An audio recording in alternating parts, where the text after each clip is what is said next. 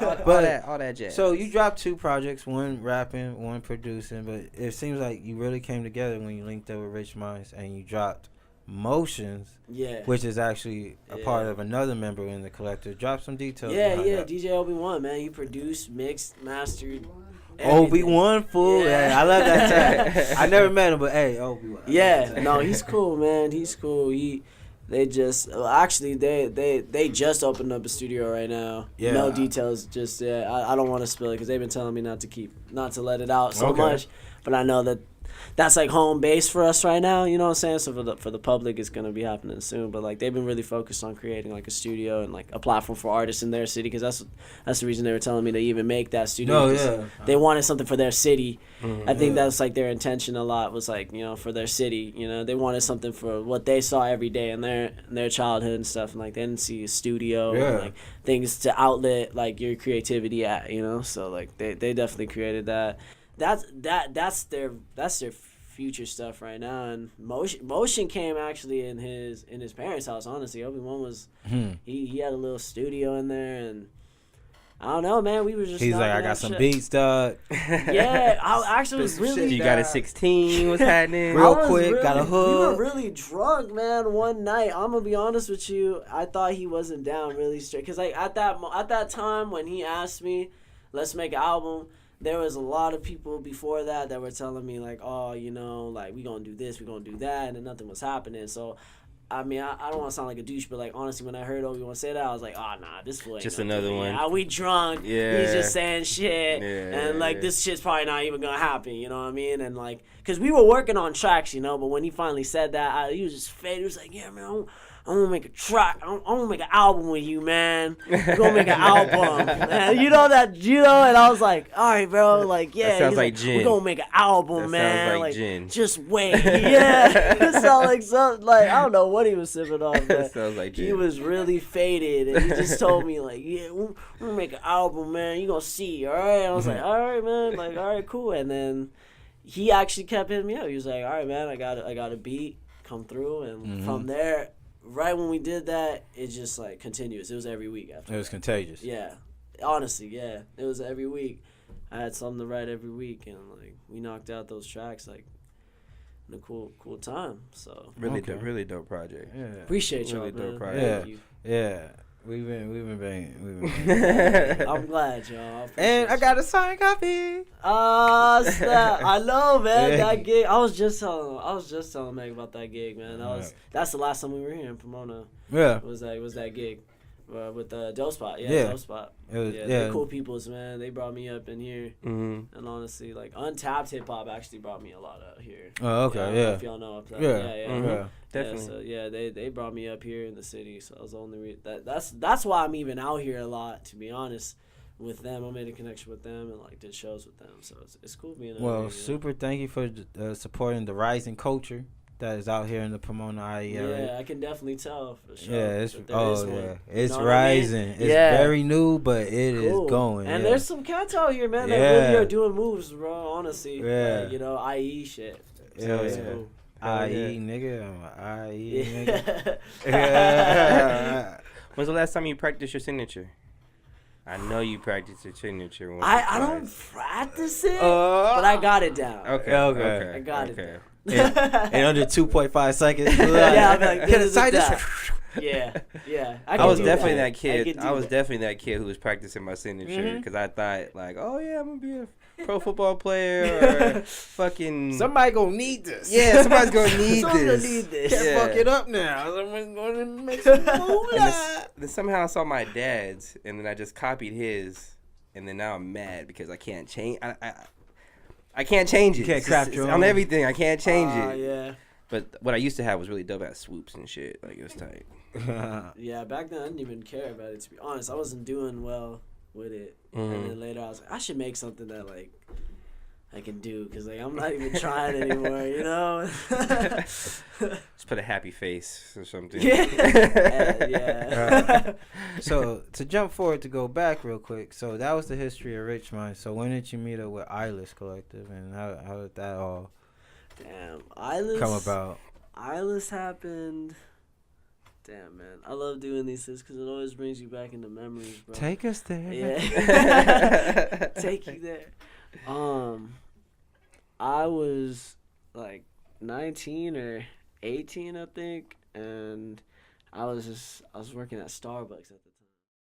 So what's that culture like? Culture, I don't want to say culture class, but what's that like? What's that like? Like transferring from Indian to hip hop culture? I don't know. Yeah, no, that sounds weird. We're two culturally ignorant people. We're learning more. Yeah, we told ourselves 2019 we're gonna open some books and get a globe. We're gonna get a globe in here. Public. Right exactly, here. and we'll put the globe right here. I'm gonna have bro. a 10-page paper. Y'all get a globe exactly. next year, thesis. bro. Exactly. Y'all get a globe next year. Put it right here. Right bro. there. Right. We're just spinning. Like point to where. Boom! All right, stick it right there for Sanity. Right there, dog. But honestly, it's a foreign language to Indians, man. To be straight up with hip hop. Every time I hear someone talk about rap or hip hop in India, it's a little different. Like, you know, my pa showed me. He was just like, "Yo, you wanna check out this rapper?" And, like, you know, I hear him, and I'm like, damn, this is so different from what we doing out here. Like, it is so different. It's like so like scripted, very just like clean, very just like, you know, like let's get the booty shaking type like little bit, but like very like, I don't know, different than how we do it.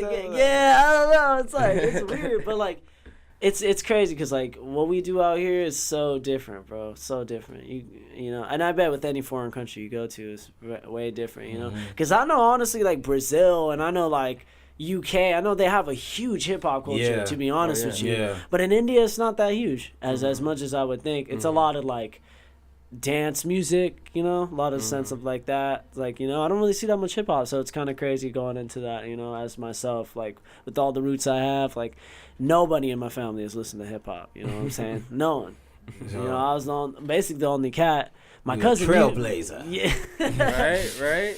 But like, yeah, man, it's cool. It's cool being that because I think it can bring something to the table. You know, with something different like that. I don't feel like a lot of cats, you know, can really feel because like, you know, when you go to India, it's not like that. You know, you go there, it's completely different. The whole culture is just like real, just because it's just like lack of exposure, like lack of places for them to in a sense. I mean, out here it's crazy, man. You know, you get gigs, you get stuff like that. Like there's open mics. I mean, I don't even know if there's open mics out there.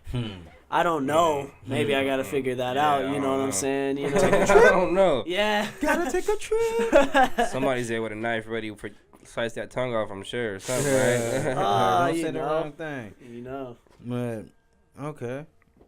That's interesting. There was a joke somewhere in there, but I lost it. Oh, I found it. All right, so like in Indian culture, right? Okay, so let me get it right real quick. All right. So Earl said something racist in 5 seconds. Or I'm saying something borderline racist in 5 seconds. So in black culture, you normally hear, "Oh yeah, I'm the first to go to college." In Indian culture, you break the college tradition, you're the first to not go hip hop.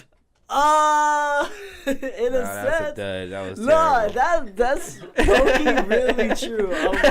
But maybe not trying to be so like, stereotypically. On behalf of the All Black Podcast, I, Tony Asaro. That's what happens when you say a bad joke on the All Black Podcast. It was just like to say, me and Earl were working on it. We're working on it. And next one it's fucking fire.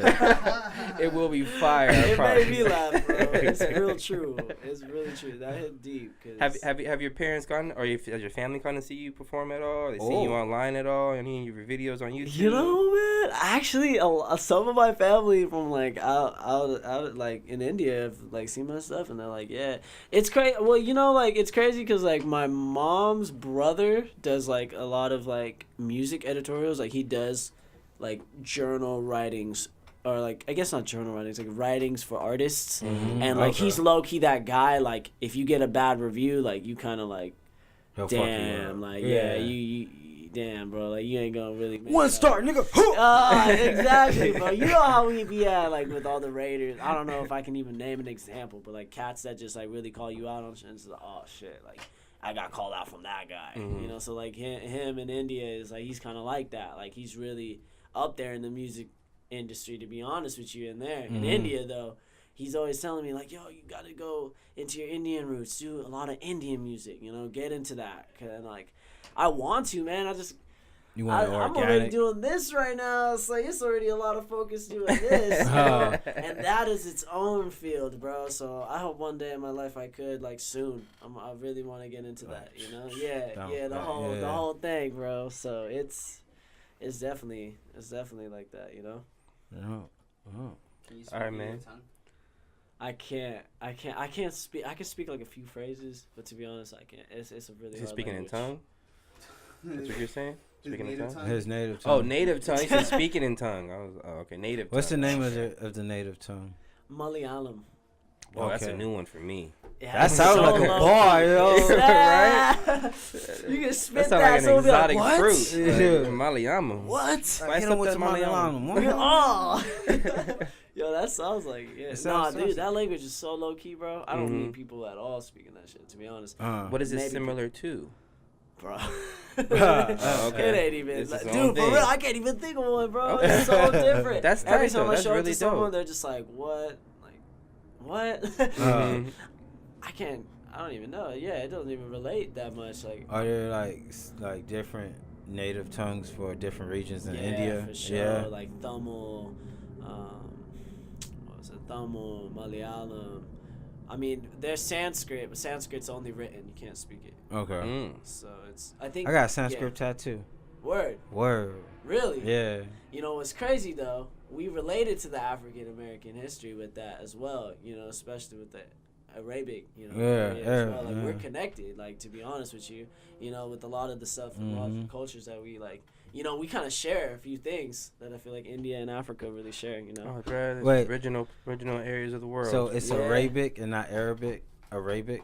I don't even know, bro. Because that sounds like a way proper pronunciation that I've been saying my whole life. I've been saying Arabic. You might be saying it right, bro. I might be saying it wrong. I've been saying Arabic. I've been saying Arabic too, but sometimes I'm like, come on. Is that wrong? Come on. Arabic. Come on. It just don't sound right.